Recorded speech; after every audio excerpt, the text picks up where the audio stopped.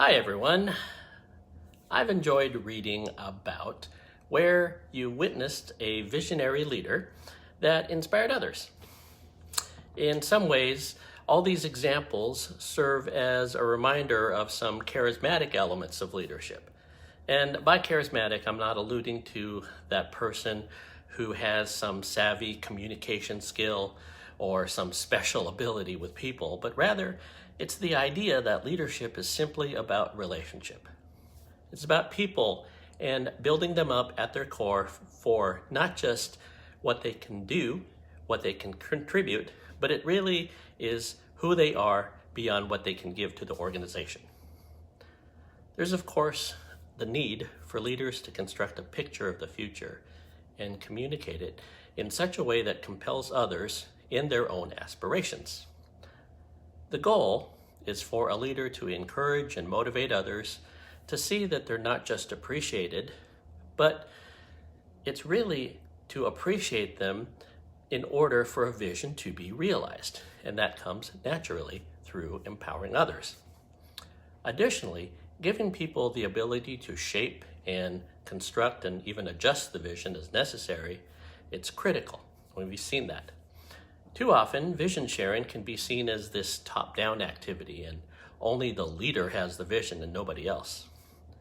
Unfortunately, that perspective is short-sighted, and many times that vision for the future, it's already there, crafted by the community or organization, and in reality, that leader is there to add to or perhaps even amplify this vision. Working together in a shared common vision for the future, again, we've seen it's a joy and a challenge.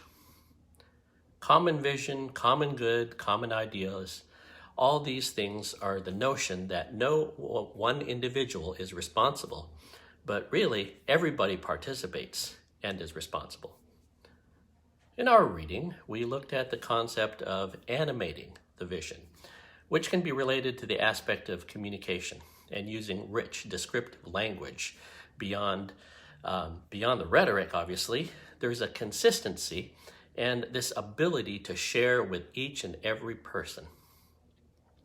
By far, one compelling vision of the future is the I Have a Dream speech by Martin Luther King Jr., which is a template not just for great oration and the emotive use of words, but it's really a message that compels each and every one of us to be responsible and participate in our common civic life.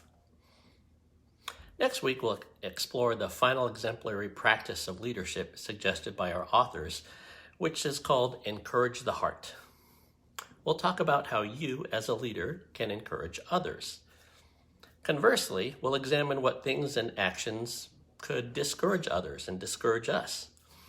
So what does recognition and celebrating successes do for people? And how can you always remember to do so? In some ways, this practice of encouraging the heart reminds us that leadership is at times a window into humanity. Well, as our journey together in this class has now reached the halfway point, you'll see a discussion after this one that asks for your feedback on how the class is going thus far. Please take a few minutes before you start the next module or even at the end to let me know your thoughts. What things do you like so far? What do you want to make sure we cover in the second half? You can choose to leave the post anonymous if you like, and some of you have already commented, so thank you for that. Well, with that, that's all for now. Continue to keep up the great work. Post as needed through the weekend, and I'll see all of you online.